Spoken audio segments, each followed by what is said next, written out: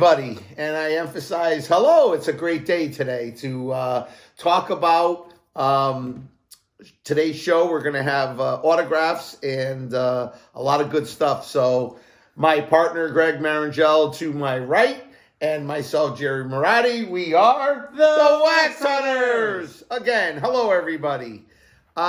Today's going to be a really good show because we are going to talk about signatures. Sports signatures, autographs on cards, on checks, on letters, what they call a cut. And how are we going to tie that in with today's collecting of wax packs and boxes? So we will start off with getting into this. Now, when you are going to purchase signatures of your favorite sports star or non-sports star, you kind of want to line it up with something that is significant to that star. For example, if you may grab that Leonard Duran, here is a boxing ticket. This was a ticket of the seat that I sat in. There you go. $800 seat. Got a lot of money. Leonard and Duran. Now, they both signed this. It is, certified authentic. And these are nice signatures. So, obviously they're both boxers. They're on a boxing ticket. So that kind of stuff you really want to tie in. Another example. This, for the people that are watching, you might be looking at the finest Thurman Munson signature on the planet. If you look at a lot of his signatures, they're done fast, they're scribbled. The only backdrop I have of this is that in the day, this came in a set with a pin and a picture and his autograph. Evidently, the other two pieces aren't there, but from what I'm told, this is the signature side of it. Now, this is signed in a mint 10. Now, for people out there looking for signatures, you say, well, wait a minute. How is this a mint 9 versus a 10? Now, I mean, it's a signature, okay? Evidently, from my understanding, is he skipped here between his last 3 letters of his name. And that could have caused the not gem mint 10. So when they're grading autographs, they are looking for how the pen flows, the ink, everything. There's a science to everything. And there is also a science to when people sign. Nobody really thinks about when they're signing an autograph or signing their name. They just scribble it and sign it. Well, evidently on this day, thank God, because I have this piece, Thurman decided to take his time and produced a beautiful signature, okay? Now, there are some signatures that they could be signed upside down, sideways, it doesn't matter, and that is of Babe Ruth. I've heard of him. You did, okay. So this gentleman is probably the best-known baseball player of all time. And here is a check with him. Now, this is interesting. When you're purchasing stuff like this. Now, there are his names signed on checks. Evidently, this day, he forgot his checkbook. So what they call this is a counter check. There is no name up here. Usually, they personalize your name. George Herman Ruth, where he lived. Evidently, when he went there that day, he didn't have it. So they gave him a check from behind the counter. That's why they call it a counter check. Now, he had to fill it all out. So not only do I have his signature, I have his handwriting on a document, which is a check. That will make this piece more valuable. So there are certain things that you look for when you're buying sports autographs, memorabilia. This gentleman right here, Tony Gwynn, very rarely signs anything. So I was lucky enough to find this check and managed to get this bought and have his signature. There are very, very few known of these. So that's another thing you want to look for. And it's based on how many times the person, Greg, signed items. Yeah. And obviously when they're deceased, they can't sign anymore. That's true. Now, I know you're scratching your head about how does that tie in with wax boxes and packs and the wax hunters. Wax hunters and Wax Nation. You're grilling me here that you wanted to know even Gerry, off camera. I'm sorry, I'm here. I have to ask the tough question that I know Wax Nation's asking. Well, Gerry, how does this tie into wax? Okay, well, here's how it ties into wax. For the very thing that you've been doing on our show for the last few weeks, you're going after boxes, and in those boxes, what are you looking for? I'm looking for those autographed rookies. Bingo. So now, Wax Nation, you know that this is how you tie it in. Now, will you find this in a wax pack? No, but you'll find his signature in something. So what I suggest is, if you can't afford something like some of the things on this table, like the Babe Ruth checker, Thurman Munson, and you're a new collector or an existing collector, well, there's a lot of things on the internet, and this is where we're going to roll into that. As you know, they sell mystery boxes, chase boxes. So you can find on some websites where they have a limited number of boxes with, let's just say, Thurman Munson's signature in it. So, you know, you can, in fact, buy those at a relatively affordable price and then get a star signature. Yep. So I have a lot of experience with both of those things. You do. And to tie it in, to be honest with you, it is a fun thing to do at a reasonable price because you can get a very valuable card with an autograph for a minimal price. Mm-hmm. And a lot of things may come like this. So this is Frank Robinson signed on one of his baseball cards. So, you know, you might see something like this in a chase box, okay? These are things when you're buying, you kind of want to buy this.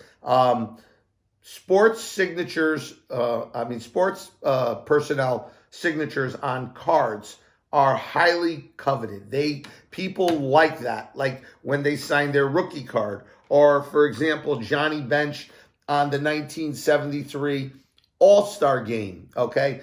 This is at the time of when they did this. Now, here was an interesting piece that I'd like to show our audience. You got a lot of autographs. I actually do. I mean, I think I have too many that I don't even know. This is all part of the Gerry collection right here. Yeah, that's correct. I actually had to make a run to the bank and go to the safe deposit box with a duffel bag. They must have thought I was crazy, but this stuff obviously needs to be locked away. So here is an item, which is a press pass, a World Series press pass of Reggie Jackson. Now, you'll look and see an autograph of, let's say, Reggie Jackson, maybe for $150, and then you'll see another one at, say, $1,000. You say to yourself, why is one autograph $100 and one $1,000? Well, there's a science to that too. The closer it is to that person signing it on that day, for example, this was signed, I believe, in 78. He noted he was the 77 World Series champ, which makes the piece valuable because it's as original as it gets to the actual time of when it happened. So when you're looking for pieces or signatures or autograph memorabilia, try to get it with some type of significance. Here's another example of, let's say, a significance. This is a ticket from Nolan Ryan, okay? And he said on the ticket, my last year and game. So it was his last year playing, and this ticket was of his last game. So that has a historical significance for Nolan Ryan. This is how, when you're buying this stuff, when you're looking for this stuff, you have to look at what the item is. Now, you obviously, well, this is a Gem Mint 10, which makes it obviously the best you can get. But you also want to make sure that it is slabbed by PSA or JSA because there are a lot of fake autographs out there, and you could be very easily conned into thinking you have a genuine, pay good money, and then when it's certified, you find out it's a fake. So it's true. Be careful. You don't want to buy an autograph that's certified by Bob's Discount Autographs. Or you can literally Google certificate of authenticity. Yeah. And you could just pull one out yourself. So you want one that's reputable, Yes. like PSA or JSA, or even Beckett, I guess, in some cases. And they're getting smarter and smarter with the reproduction of the autographs because of today's technology. Yeah. I mean, they can produce an autograph the same way Mickey Mantle signed it, and it's very hard to distinguish. So we rely on the experts to say, hey, it's original, it is real. So please do try your very best not to buy something that's not certified unless you really know the person or you know someone that was at the time they got it signed by that person. So when you do send it in, you're going to really get a positive results that they said, yes, we signed it in. There are other things in collecting. As I say, there's checks and tickets, and you also can find letters, sports personnel and people. That this is a letter from Connie Mack. This was written to someone back in the day. And now, here's another point that I'm going to bring to Wax Nation in collecting autographs. This was signed Connie. Believe it or not, when he signs Connie Mack, it's worth more than when he just signs his first name. I was really unaware of that. And that is something you want to be aware of too when purchasing signatures. You want to make sure it's their full name and how they sign it. Now, Babe Ruth, he signed that check, G.H. Ruth. Now, if he spelled his name out, George Herman Ruth, it has more of a value. So anything where is uncommon is more valuable because it creates a piece that very few people have. And like I said, in the case of Tony Gwynn, he really didn't sign much stuff. Now, some of those, in fact, you can have a signature of a player that might not be as great as Mickey Mantle or Babe Ruth or anybody else, but yet worth more money. That's because of the scarcity of the product. So it's not there.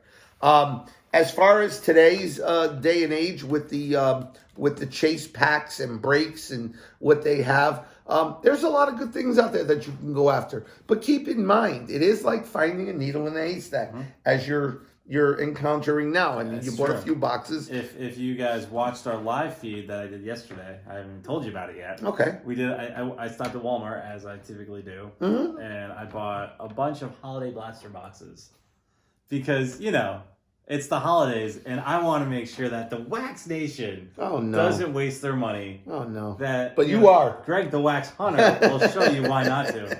I bought the Zion box again. Okay. I didn't get a drafted rookie. Yeah. I bought so Topps came out with the Topps holiday box set. Okay. And it looked cool. You're guaranteed one autograph or relic piece per box. The first thing I noticed in this box one is that every player they're not the regular Topps cards from this year. They're special holiday cards. Oh boy. And on some cards they have glitter and sparkles to reflect snow. There are special inserts where the players are wearing not buying it. Yeah, they're wearing like Santa hats. And my big bonus card was a Clayton Kershaw card, which I thought I was getting a Clayton Kershaw autograph. Okay. I didn't get a Clayton Kershaw autograph. I got a piece of a Santa hat that Clayton Kershaw wore in spring training for the photo shoot. It's just not right. It's terrible. I will say, don't buy the blaster boxes to chase the autograph. Buy the boxes. You could buy like a box of Bowman Chrome prospects for maybe a couple $100. You're guaranteed to get like 4 or 5 autographs in it. I was going through some of the cards that I bought years ago, and I found a whole bunch of Josh Donaldson autographs, who is a really good player. He's a former MVP in baseball. He's a coveted free agent right now. And I have probably 4 of his autographed Bowman Chrome rookie cards. 4 of them. So you never know what you're going to get, but that's the best way to get those rookie cards. And to your point, there are certain boxes that you do buy, and there's certain boxes you don't. But thanks to Greg, Wax Nation can get a leg up on what not to buy. Avoid any holiday box at Walmart because they are specially designed for Walmart, and the inserts are horrible, terrible. Okay, so we don't want our Wax Nation. Horrible. Yeah, horrible is right. We don't want them spending their money on something that they're not going to get a good return. And that's what's all about here. Our theme is to get people motivated to collect and also make money when you're doing it. You're getting the checks in the mail for your stuff and not giving the checks to something that's a waste. That's right. Now, we talked about autographs. We talked about what they're on. Here's another thing that you also want to consider for recent cards or purchases that are out there right now. So let me explain. Here you have a 1976 Robinson and Russell. Now, when this card was just recently on eBay, when the player dies, you want to try to get a leg up on, if you see it online or you see it at night, you want to, because they can't really type in that fast to change the listing. So you want to go grab what you can find or a nice piece on that player that passed. Generally, the item will go up because he's not going to be signing anymore. That's right. Okay, so for example, Nick Bonacani, he had passed away a few months back, I think it was, and I went online at night when I saw it on the wire, and I bought his card. I bought his 74 tops player card, and his signature is on there. So he's not going to be signing anymore, obviously. So there's a card that will go up in value as the years go on. And you may say, well, how is it going to go up in value as the years go on? What happens is if a player passes, there are companies out there, like PSA and the other ones that, monitor how many it's recorded, how many pieces they certified. So when the dust settles and they know there's, let's just say, 5,000 pieces, that's it. Yep. So out of the 5,000, some could be destroyed, some could have got thrown away inadvertently. So you don't know, but you do know once they pass, there are going to be no more signatures. You can't make any more authentic autographs. That's correct. So, that's another good point you're just bringing up, authentic autographs. So if you see that a person died this year and you see he signed a card next year, something's wrong. I saw one time in a memorabilia shop, and you have to be careful with memorabilia shops because sometimes they'll certify or authenticate their own items. There was a guitar signed by the Beatles, and had John Lennon's autograph on it. Well, had George Harrison's autograph on it, and I was like, wow, that's a cool piece. And they were only asking like $2,000, which I thought was affordable for a signed guitar. But I looked at the guitar that they signed, and it was a guitar that was made in like the 90s. And I'm like, well, there's no way that John Lennon could have signed that because this guitar didn't exist then. That's right. Yeah. There's some good wax hunter detective work. That's right. Make sure you're inspecting also the item that they're signing because it could be something. That's right. It could be something that it could be a card that they weren't even alive to have signed. Yeah. Now, one of the wax boxes that we both like and love. Sure. Is that a box of what I think it is? A card from what I think it is? Yes, it is. Your favorite playoff contenders. My favorite. So here is a Brian Urlacher playoff contenders card that they signed. This is a real autograph from Urlacher, and all the cards in playoff contenders are authentic signatures. Mm-hmm. And as we said before, the 2000 with Tom Brady, and let me kind of verify for people that may not know. You'll see the card Brady, one's 450,000, one's about 30,000. They are identical, okay?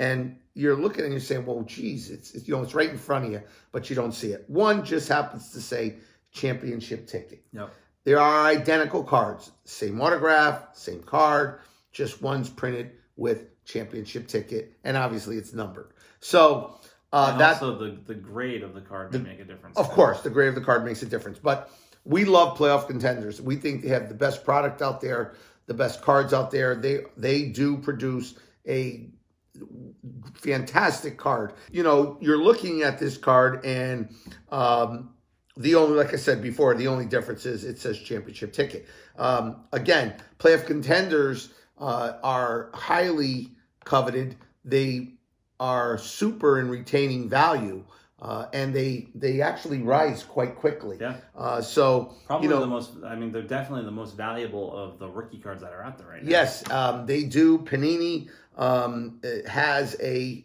card also.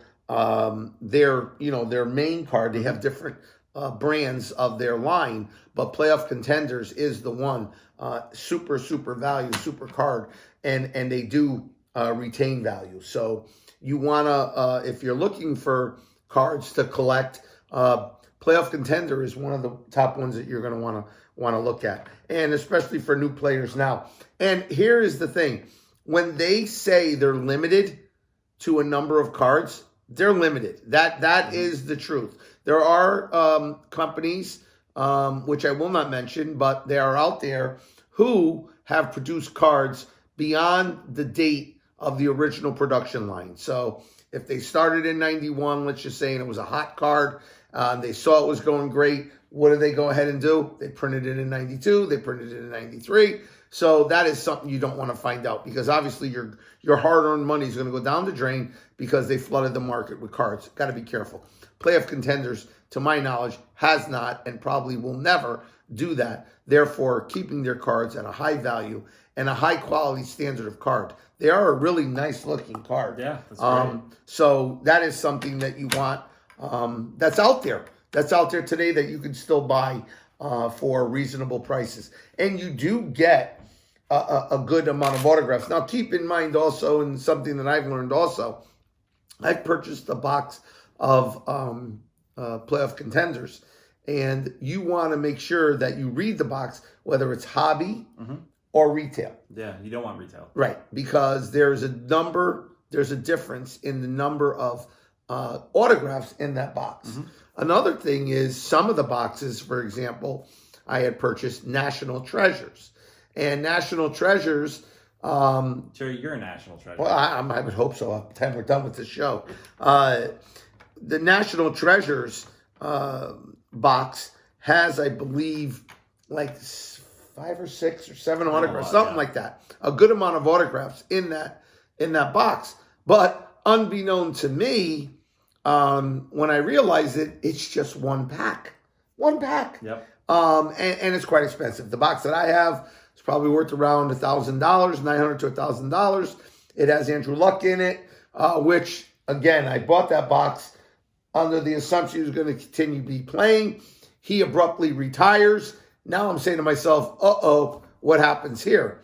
Well, thank goodness. There's another player that was in that box. And that player is? Russell Wilson. Russell Wilson. So that is my savior for that box, because he's doing fantastic. So you want to look at the player's skill, what they do. That's another way to buy wax. You also want to look packs. You also want to look at something too. So there's 2 different types of autographs on the cards. There's on-card signatures, and then they also have stickers. And the ones that are on card are worth much more, because the player is physically handling and signing that card. When it's a sticker, they just show up, sign 100 stickers or 500 stickers, and they're put on the card. And the tops or whoever will put them on the card afterwards. So that does change the value of the cards. So that's why you may see 2 different variations of an autograph. But if you see one that's on card, that's authenticated from, like, say, Tops or playoff contenders or whomever, that's the one you want. The sticker's still good, but it's not as rare and as valuable as the on-card autograph. No, I got to be honest with you. I didn't realize that. Yeah. I did not know that. You're giving me something that I did not know. Well, Gerry, that's what we're here for. True. And we're all part of Wax Nation. And like yourself, you're more up to date on the current stuff, whereas I am more versed in the older stuff. So you're doing your homework. I've been doing my homework. And that's something I didn't know. I thought that they signed And I always wondered, why are they signing? Yep. So they must just get a row of Like those special stickers and just sign them, and then they get placed on the card, and off they go. Yep. Okay, so there you go. So there's another tip for our audience when purchasing signature cards. The one that I picked up, this is an on-card signature of Drew Brees on the Elite Series. They gave the card an 8 and the autograph a 10. I rarely see autographs in the low numbers. Right. So everybody gets a 9, a 10. They probably can't recognize who signed it if it's in a low number. Yeah, probably. And I haven't seen one, but on these cards, the foil cards, I for the love of me don't know how they would be able to grade these. I mean, this card looks perfect to me, but evidently whatever PSA saw, they're claiming it's an 8. So the foil cards are tough. Yeah, that's a big discussion we have all the time. That's why that 93 Jeter foil card is so much. What, the 175,000? Yeah. From the SP? The SP, 93 SP Jeter card, Now, $75,000. he just brought up a good example, the Jeter card. $75,000. And that's not an autograph card. Right. It's a Gem Mint 10. It's a foil pack. Here's something that I'm going to tell you folks out there, that even though the card's $75,000 and a Gem Mint 10, don't expect to find one anytime soon, even though you buy a box. But when a card has a super high value, the box usually tags along with it, In the case of the Jeter, that box is around anywhere between $1,800 and $2,200. That's $2,300. Going between $2,000 and $2,500. $2,500. I don't particularly believe it's a good value, because I believe there's a lot of boxes out there of the SP. I see them all over the place. So I would be very leery about taking your hard-earned money and putting it into a box of 93 SP. Mm-hmm. So, I saw a video the other day where someone opened up 3 packs and got 3 Jeters. So, see, no, I don't know how that I can't. Because I think my thinking behind it is that there weren't a lot of them graded. So that's what made the value so high. But I think now that people are saying that like 75,000, you're gonna start seeing these pop up more. I think that card. Yeah, but how does he open 3 packs and get 3 Jeters? They had to be resealed, or somebody did something. They're foil. I mean, come on, yeah. look at the odds of it. Yeah, they're foil. Well, it wasn't 3 in a row, but you'd open 3 packs. I thought he bought 3 packs in a row. No, it wasn't 3. I was gonna say, where is that? That would be incredible. That one, I wouldn't even watch the video. That'd be a waste of my time. That I'll never get back. Right. So there you have it with sports. There are also, and we'll touch just really brief on it, non-sports. So here's a check that was signed by Who Loves You, Baby, Telly Savalas. From the TV show Kojak back in the 70s. Back in the 70s. So I know my TV. Well, for the younger people that don't know who he was, he did have a TV show called Kojak, and his famous line was, "Who loves you, baby?" And that was his famous line. Now, some of the memorabilia of him is worth, average amounts of money. So if you have a favorite TV star or someone that you like, look for something like this, a check or something. Now, you're not going to get rich off it, I can tell you that. And it won't go up like a sports autograph will. It might have some value down the line, but it really will be based on what he did, who he was, and who wants him. Well, this is one that probably we'll talk about a little bit, that you want to get in any way, shape, or form, and that is of our past presidents. This is Bill Clinton. It's called a cut. It basically, you sign something, they cut it, and they put it in and slabbed it and said it's authenticated. Now, believe it or not, when that piece is signed, if it is signed when he's in office, it is worth more than when he's signed when he's not in office. Yep. As crazy as that sounds, but anything pertaining to presidents, if it is signed when they're in office, it is worth more than when they are not. I was just watching an auction a few days ago. They had Dwight Eisenhower autographed military orders from when he was in World War II. Yeah, and it was cool, but they were going for, I think, around $1,000. But if you got something with him as president, you're talking about $5,000, $10,000. So wow, it makes a big difference. Wow. And that was like an order from World War II. I'm surprised that it went for as low as it did. Jeez. Another thing you also want to do is, for example, when you're looking at sports stars, some of them have alternative names or also known as. In this instance, here is a fight ticket from Muhammad Ali when he fought Sonny Liston. Now, he signed it, Muhammad Ali, this little tiny signature, the way he signed it. But what would make this more valuable, and I have a piece that I will eventually bring it on camera. It's quite large. It's a fight poster of Muhammad Ali when he fought Joe Frazier. But on this poster, when he signed it Muhammad Ali, also known as Cassius Clay. Cassius Clay. Now, when he puts Cassius Clay on a product or an item, it is unbelievably more valuable than it's just Muhammad Ali. So why? Because very few things were signed by him that said Cassius Clay. So when you're purchasing a autograph, if you know they had a nickname or something that was popular, you want to kind of find that autograph with that nickname. That will increase the value. Now, some of the things that are still valuable but could be worth a far more valuable if you don't do anything knuckleheaded is the one and only O.J. Simpson. Now, we all know we don't have to tell our audience what happened with O.J. Simpson, but his products, believe it or not, or his items do still command money from his football days.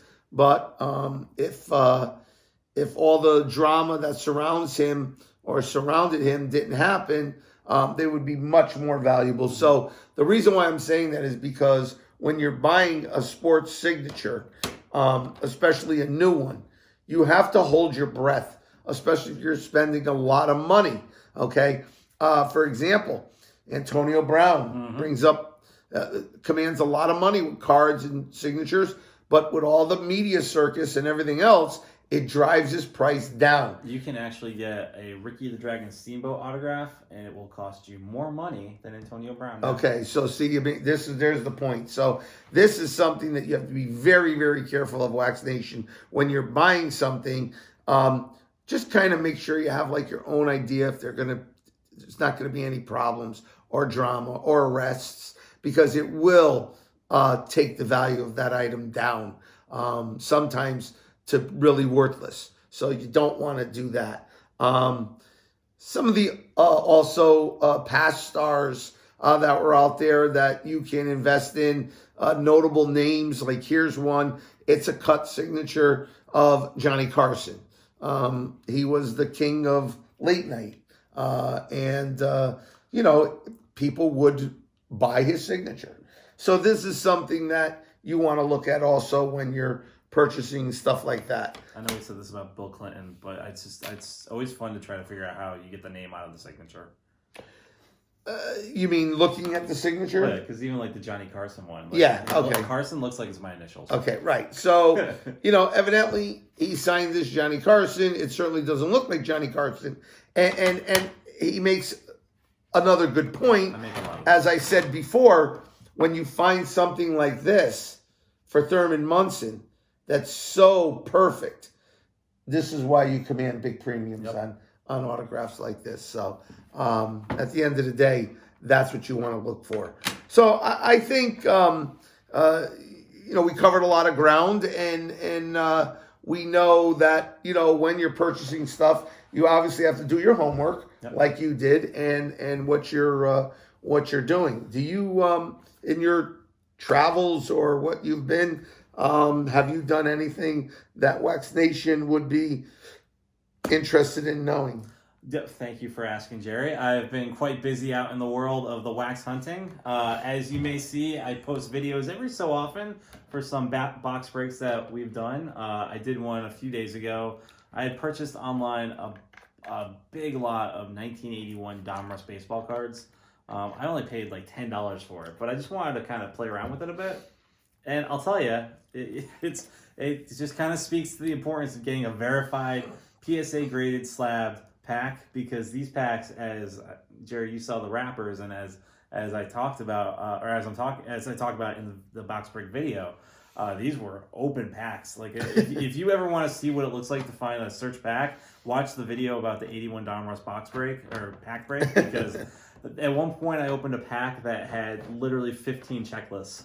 It was like just a kick in the teeth. I'm like, all right, well, I've cornered the market on 81 Donruss checklists. And at one point, I think they mixed it up, because they did give me an 83 pack with the 81 wrapper, and they mistakenly gave me a Wade Boggs rookie card. Oh, Jesus. That went for $10. Yeah, I mean, the rookie card wasn't a 10, but it might be a 9, which covers the cost of, that little search, but you just have to be careful with that. The other thing I've been doing a lot, I've been looking at, antique stores, or like those multi-dealer stores where there's a lot of people that just go to like tag sales or flea markets and buy things in bulk volume and then sell it. So I've picked up a few boxes in that regard. And I've also been quite into picking up the cello packs lately, as you know, because we both share a Jim Kelly rookie card cello pack. Yes, so we do. Been looking at a lot of that stuff, but I've been hunting eBay, doing a lot of things with that. One thing that's helpful on eBay, if there's a specific item that you're looking for, you can actually search for it and then save the search, so that you can, one, remember what you're looking for, but two, makes it a lot easier when you're going through every day. So I'll go through every day for my specific checklist of things that I really want and see if it posts on eBay. I'll look at the newly listed just to see if it shows up, and I've been finding some really great stuff because of that. You also get alerts with different auction houses if something posts, so I take a lot of things. So Wax Nation, there's a lot of different ways to kind of look for stuff, and that's the fun.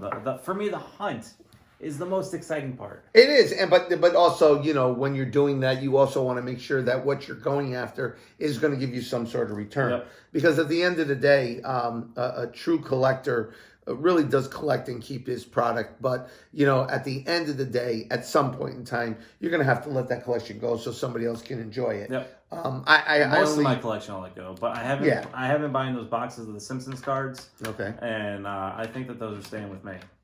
I Well, probably have one of the largest Simpsons collections of cards in the world. Okay. So, I got that going for me. Not something that I would want, but it's okay. Everybody has their own thing. Talk to me in 10 years, Jerry. I might be crying. The longest running TV show in prime time in history. Okay. Over 30 plus seasons. Can't argue that. That's but 2 generations of kids watching The Simpsons. I would be hard Jerry, pressed. you know what I got? You know what I have? I have a Homer Simpson rookie card. A Mr. Burns rookie card. I got a Bart Simpson rookie card. The Thurman Munson out the window. Out the window. Forget it. I'm done with him. Where's that? I want to see that Homer Simpson rookie card right here where that Thurman Munson was. Again, and he's not wrong. It's really going to be propelled by demand. If people are at the time, somebody wants to collect Simpson cards, or if there's a run in the bank on them, they will go up in value, and people will sell them or collect them, however you want to look at it. But none of this is worth anything. Keep in mind, none of this is worth anything. I mean, some of these are worth something. Well, again, none of it's worth anything unless somebody wants to buy it. So keep in mind, this is just paper and plastic, and that's it. It's not gold and silver. It does return more than gold and silver. At one point, this was worth $423, though. I guess so, yeah. If the check says it, then that's what it was worth. It checks out. But, okay. But at the end of the day, and just swinging me into probably my last point with collecting this stuff, and I will dig this up. Here it is. Okay, so good story on this check. This is a Ted Williams signed check that he wrote to Marty's TV. He broke his TV or did something. He had to give good old Marty $30. Okay, this check was $5,000 at one point. I bought the check for $200. Now you're gonna say, well, how does it go from $5,000 to $200? Well, really simple. Another thing you have to consider when buying sports autographs and memorabilia. I am told that his granddaughter had found a huge box of checks rather than just let a few out at a time or just put them away or burn them, she decided to go to an auction house and say, guess what I found? And this is what was told to me. She did that, and then what did it do? Instead of this check being maybe 5 or 10 out of that checkbook, there's 500. And goodbye value, as you just said, and the check is $200. Now, it'll take many years for those checks to absorb into the market, so this will rise. And I believe it's already worth a little bit more now. It's probably worth around $300-400, double in value. But then again, nowhere near the $5,000. If I bought it for $5,000, I'd be waiting a long time to get my money back. So those are the things you have to keep in mind too when you do that. So you don't get burnt. Yeah. I pretty much think we covered what we could cover. So I will say this to Wax Nation: please share us. Tell your friends. Write to us. Let us know what you have, what you want to buy. We'll be more than willing to help assist anyone. But we really want to hear from you guys about what you found or what you may have, and that's what will make the show special. Yep. And hopefully we have someone who has a nice find or something, and we can have them on and to show their stuff. Yeah. So make sure you're checking us out on our website, thewaxhunters.com, checking us out on YouTube, as you're probably watching us there now, Wax Hunters. And if you haven't subscribed, make sure you click the subscribe button, you click the like button, give us some comments, let us know what you're thinking. Anything. Yeah, check us out on Twitter, at The Wax Hunters, Instagram, at The Wax Hunters, our Facebook page is at The Wax Hunters. We're at The Wax Hunters everywhere. That's it. So check us out. You know, make sure you're listening to us on Spotify, iTunes Podcasts, iHeartRadio. We're all over the place. Oh, that's great. Well, everyone out there, have a great weekend. Stay waxy. Yeah, stay waxy. My name is Gerry Marotti, and to my right is my partner, Greg Marangel, and together we are The Wax Hunters. Take care, everybody. Have a great day.